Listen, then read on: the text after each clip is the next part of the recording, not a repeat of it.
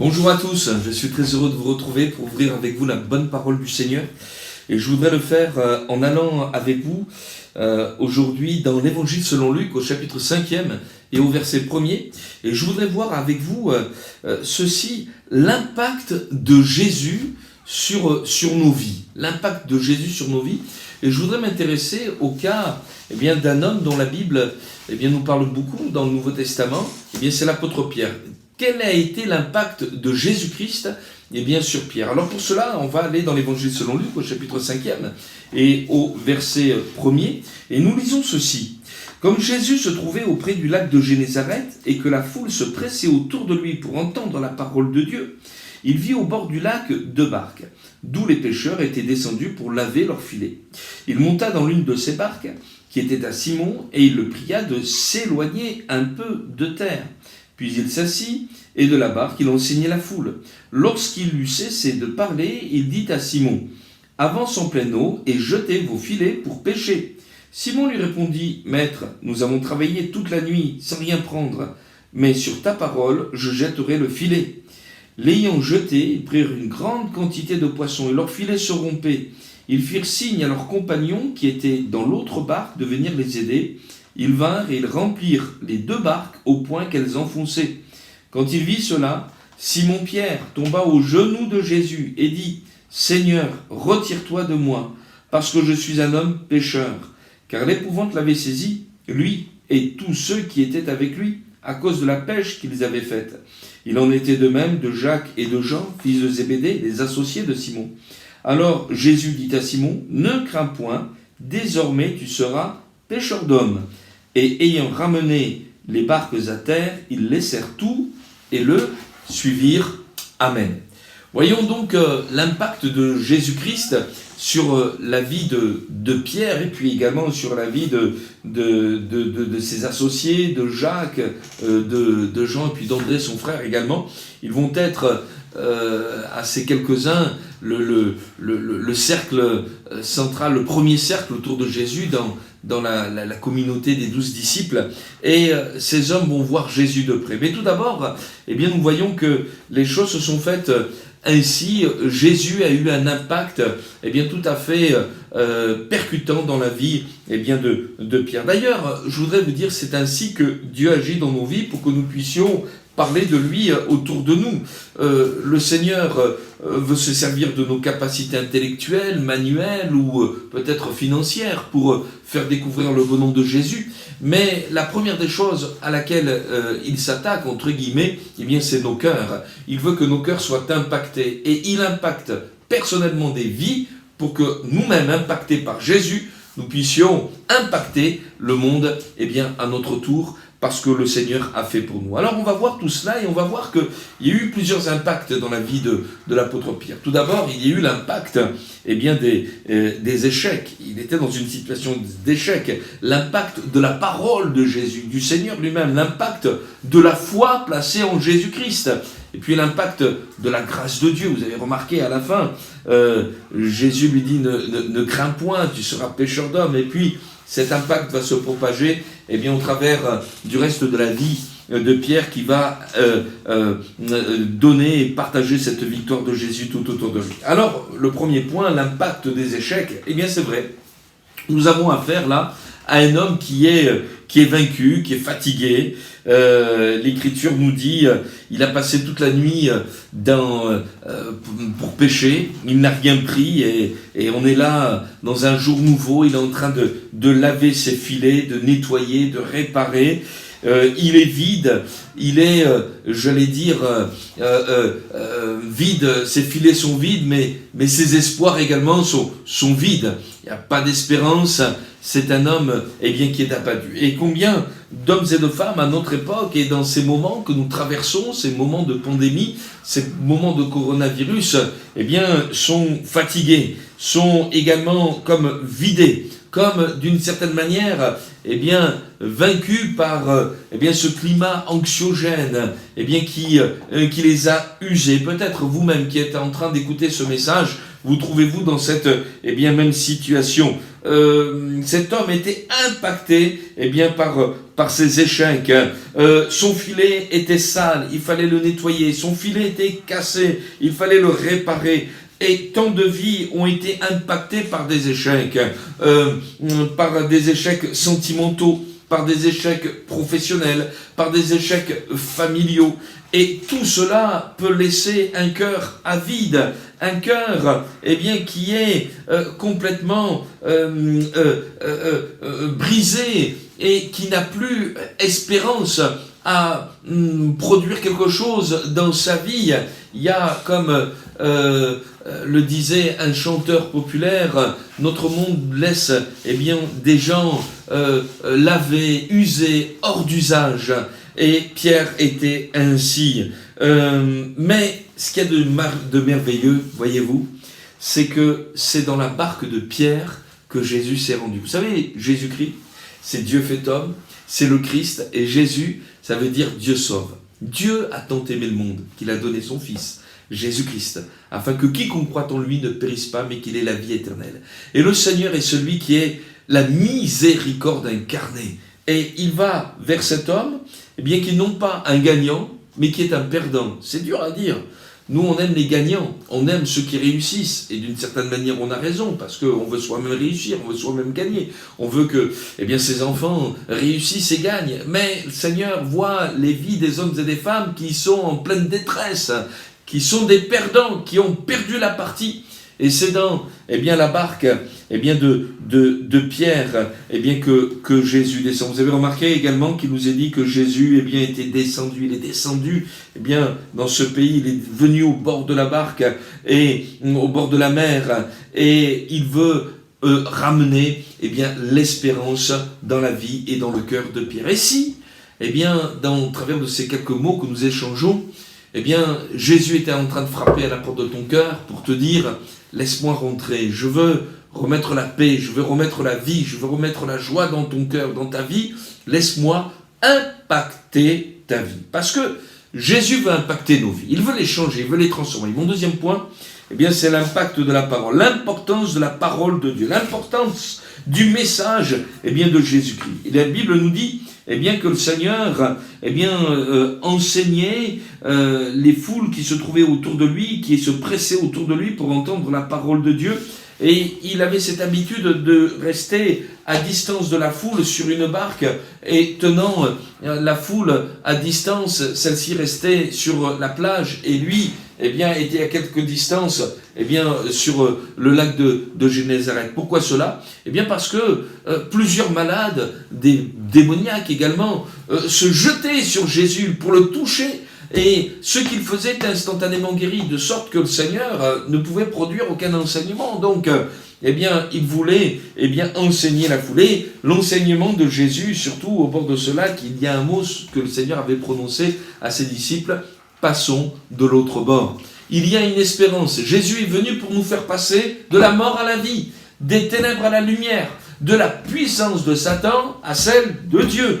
Il est capable, lui qui est le chemin, la vérité et la vie, de nous mener jusqu'au Père. Et celui qui est le chemin, veut te dire que ce message, il est pour toi. Peut-être, penses-tu que les choses de la terre, sont l'alpha et l'oméga de toute ta vie, mais le Seigneur veut te dire ceci: il y a une espérance vivante, un ciel de gloire qu'il veut t'ouvrir, et il veut te faire entrer non pas comme un vaincu, mais il veut te faire entrer comme un gagnant, comme quelqu'un qui a triomphé dans son ciel de gloire. Et sur quoi faut-il triompher ? Il faut triompher sur le péché, il faut triompher sur le mal qui domine, il faut triompher sur la vieille nature qui ronge le cœur de l'homme, par lequel se passent toutes sortes de choses mauvaises. Vous savez, on pense que la religion est capable de changer la vie des gens parce que, force de règlement, à force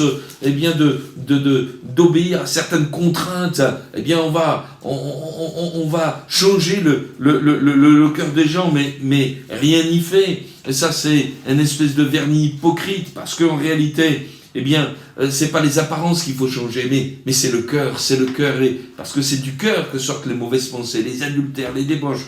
Jésus le dit dans l'évangile selon Marc, au chapitre 7. Et Jésus est venu dans la barque.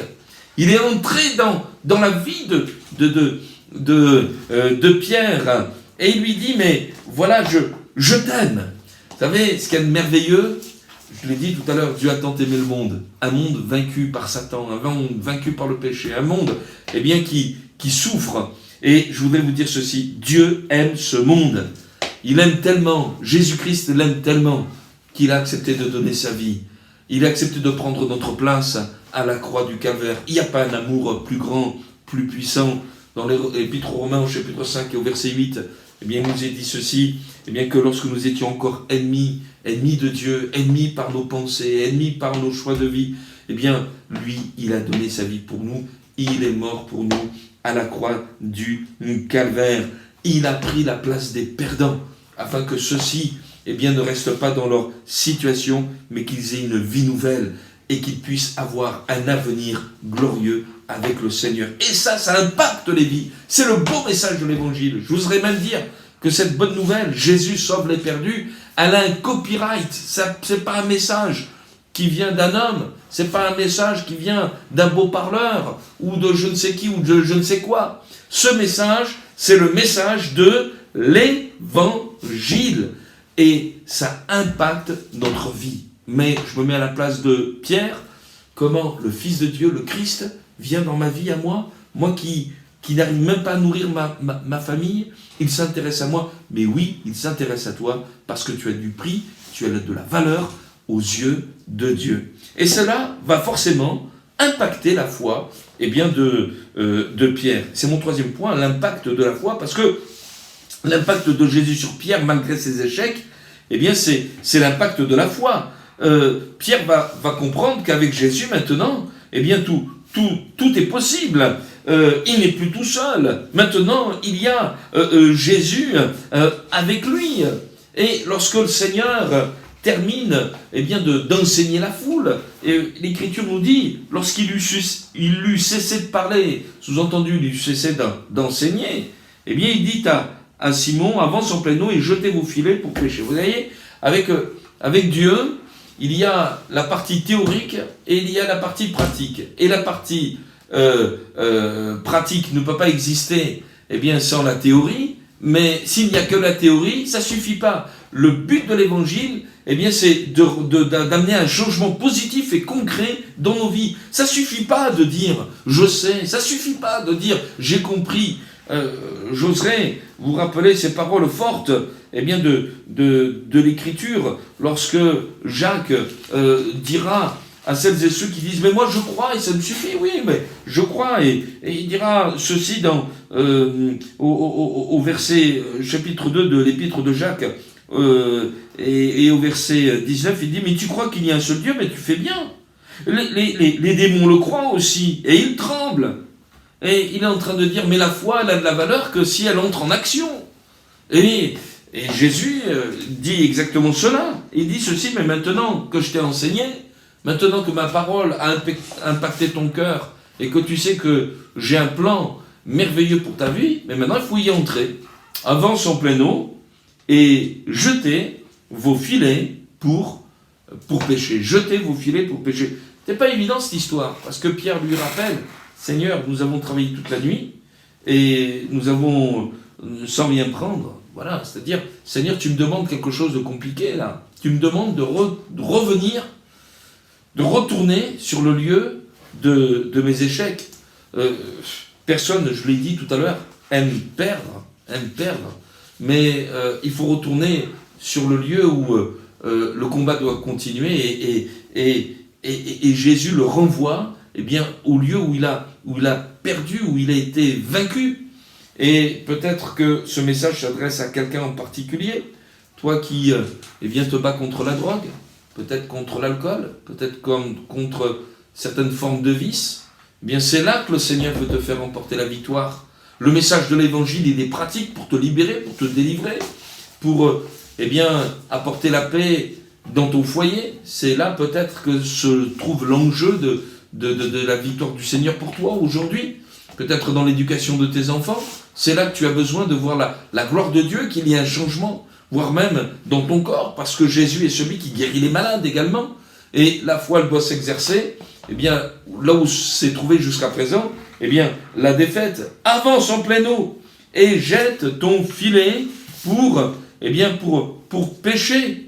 Et Pierre va le dire, je l'ai dit tout à l'heure, oui, on a travaillé toute la nuit sans rien prendre, mais sur ta parole, je jetterai le filet.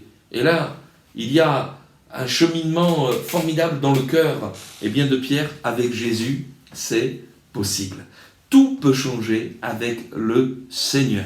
Il est capable de changer les temps et les circonstances. Il n'y a rien d'impossible au Seigneur. Et Dieu est capable de transformer même le mal en bien. Il est tout puissant pour le faire. Alors, sur ta parole, je jetterai le filet. Nous avons beaucoup d'exemples d'hommes et de femmes qui ont accepté de jeter le filet de la foi, de placer leur confiance en Jésus, de dire Seigneur, je remets cette situation entre tes mains. Je ne sais plus comment faire, Seigneur, mais maintenant c'est toi qui poses ta main. Je me souviens de cette mère de famille qui avait un enfant qui était gravement malade, et elle a remis entre les mains du Seigneur. Il faisait une température terrible, le médecin même refusait de fixer dans les yeux le regard de la maman qui implorait un diagnostic, et même certains ne voulaient plus la croiser. Elle a remis le sort de son fils entre les mains du Seigneur, et ce garçon maintenant est vivant, et je le connais, servant même le Seigneur. Dieu est capable d'intervenir. Il rend possible ce qui est impossible. Notre Seigneur, c'est le Dieu de la résurrection. Vous savez que ces filets que jetaient les pêcheurs de cette époque étaient des filets qu'on jetait comme ça à la volée, et ils descendaient lestés par du poids, et on les ramenait à la surface en tirant sur des cordes. Et c'est pour cela qu'il fallait agir de nuit pour pas que les poissons voient tout ce manège, et il fallait être aussi rapide. Il y a une image de mort et de résurrection. Jésus est descendu jusque dans les ténèbres pour ramener à la lumière ceux qui étaient perdus. Alléluia. Et le Seigneur est celui qui est mort pour toi. Il est ressuscité, il est vivant, et il est capable de faire infiniment au-delà de tout ce que nous demandons, et même de tout ce que nous pensons. Gloire soit rendue au Seigneur. Et je voudrais appliquer maintenant mon quatrième point, l'impact de la grâce de Dieu, parce que vous avez remarqué que suite à ce miracle, un miracle formidable, Pierre va être effrayé. Les bateaux sont remplis, il y a 2 barques là, sur ce lac de Galilée, et les pêcheurs, Pierre, Jacques, Jean, André, ont rempli les bateaux. Ceux-ci sont en train même de s'enfoncer, tellement que cette pêche est miraculeuse. Le Seigneur fait infiniment au-delà de tout ce que nous demandons et pensons. Et Pierre est effrayé, mais moi, je ne mérite pas ça. Mais si je dois payer les dons que Dieu me fait, si je dois payer les bénédictions, les bienfaits de Dieu, mais comment? Retire-toi de moi, Seigneur, je ne mérite pas d'être béni comme ça. C'est vrai que j'essaye d'être un honnête homme, j'essaye de faire bien mon travail, j'essaye de faire pour le mieux, mais dans mon cœur, je le sais, je suis un pécheur. Et la parole de Dieu nous dit que tous ont péché et sont privés de la gloire de Dieu. Et cet homme, est en larmes, et il est même dans la crainte de Dieu. Et je crois que avoir la crainte de Dieu, c'est quelque chose d'important. La Bible nous dit que c'est même le commencement de la sagesse. Dire, mais comment rendrai-je tes bienfaits envers moi, Seigneur? Tu me bénis, et moi je sais que je suis incapable de faire le bien, mais il y a quelque chose qui ne va pas. Et Jésus va lui répondre ceci: ne crains point. Ne crains point. Et je voudrais dire à quelqu'un, ne crains pas de venir à Dieu tel que tu es. Bien sûr que le Seigneur est celui qui haït le péché, mais il aime le pécheur. Et il veut lui faire du bien. Je répète, Jésus a donné sa vie pour nous à la croix du Calvaire. il a pris sur lui nos fautes, il a pris sur lui nos péchés, et il veut nous faire grâce. D'ailleurs, un homme de Dieu dans la Bible, l'apôtre Paul, parlera de cela, et il dira ceci: je veux rendre grâce, dans 1 Timothée, au chapitre 1er, au verset 12, je rends grâce à celui qui m'a fortifié, à Jésus-Christ, notre Seigneur, de ce qu'il m'a jugé fidèle en m'établissant dans le ministère, dans son service, en faisant une place dans la construction de son royaume. Moi qui étais auparavant un blasphémateur, un persécuteur, un homme violent, mais j'ai obtenu miséricorde parce que j'agissais par ignorance, dans l'incrédulité, et la grâce de notre Seigneur a surabondé avec la foi et l'amour qui est en Jésus-Christ. C'est une parole certaine et entièrement digne d'être reçue, que Jésus-Christ est venu dans le monde pour sauver les pécheurs, dont je suis le premier, c'est-à-dire le pire. Mais j'ai obtenu miséricorde. Alléluia. Il a obtenu miséricorde. Et il nous est dit ceci, il nous parle de la grâce de notre Seigneur qui a surabondé. Eh bien, la grâce du Seigneur a surabondé dans la vie de cet homme. Ne crains point, n'aie pas peur. Dieu est là pour te bénir. Dieu est là pour te pardonner et te donner une vie nouvelle. Et maintenant, Pierre, toi qui étais impacté par la grâce, toi qui as compris que ce que tu obtiens, c'est pas par tes œuvres, c'est pas ton mérite, c'est pas ton travail qui t'a permis d'avoir les filets remplis. C'est parce que Dieu t'aime. C'est parce que Dieu te pardonne de tes péchés. C'est parce qu'il veut faire de toi une nouvelle créature. Laisse-toi utiliser par le Seigneur. Entre maintenant pleinement dans son plan. Je veux faire de toi, nous dit le Seigneur, un pécheur d'hommes. Maintenant, un homme qui va dire aux autres hommes qui sont dans la même détresse, dans la même perdition, je veux que tu leur dises de quel amour ils sont aimés et qu'ils puissent voir en toi ce que je peux faire en eux. Alléluia. Et c'est cet impact que Pierre va avoir. Vous savez, Pierre va avoir un impact formidable dans la vie des hommes et des femmes, qu'il va rencontrer le jour de la Pentecôte. Il va parler rempli du Saint-Esprit. Il y a une foule d'hommes et de femmes qui sont là par tradition religieuse, à Jérusalem. Il va leur exposer leurs péchés, mais il va leur exposer la grâce de Dieu. Ce jour-là, 3000 personnes vont accepter Jésus-Christ pour leur sauveur. Il va parler à des Samaritains, des gens qui étaient dans une confusion entre monothéisme, polythéisme, bref, ils étaient dans une construction très compliquée, mais passant au-delà de toutes ces choses-là, Pierre va leur annoncer le message de l'amour de Dieu, il va prier pour eux, ils vont être remplis du Saint-Esprit, ces gens-là. Il va même parler à des Romains, pour un Juif, parler à un Romain, Corneille, le centenier. Cet homme qui était en recherche de Dieu, mais Pierre, lui, l'humble pécheur de Galilée, il se met à parler à des officiels romains et qui vont accepter Jésus également pour leur sauveur, pour leur Seigneur. C'est un homme qui va avoir un impact formidable, même dans la vie des croyants et de l'Église. Et lorsque ceux-ci seront complètement attristés de voir l'une des leurs mourir, Dorcas, mais il va leur apporter le réconfort. Et il va prier, et Dorcas va ressusciter, le filet va remonter, alléluia. Et il va, pêcher la victoire. Alléluia, amen. Alors je voudrais vous dire ceci, que Jésus puisse avoir un impact dans notre vie. La personne de Jésus-Christ. Alléluia. La puissance de son œuvre, de sa résurrection. Et peut-être que quelqu'un a besoin également d'être impacté par la grâce. Dieu agit pour toi. Laisse-le agir et laisse-le te transformer. Laisse-le, faire de toi une nouvelle créature. Un homme, une femme qui maintenant sert le Seigneur dans la sainteté, dans la justice, parce que, Dieu a un plan pour toi.